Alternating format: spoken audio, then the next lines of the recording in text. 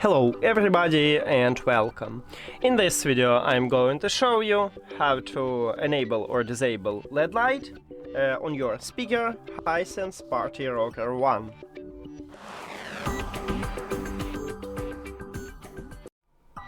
And firstly we need to find LED light button, what located at the top of your speaker, so right here we have it. And you need to press one time on it to swap between LED light modes. So, by default, this LED light turn on, and now this LED light have 5 presets.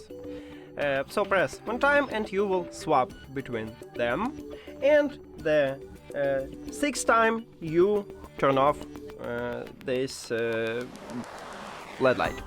So now let me press on it, I just swap between these presets, and now 6 times, and I just turn off it.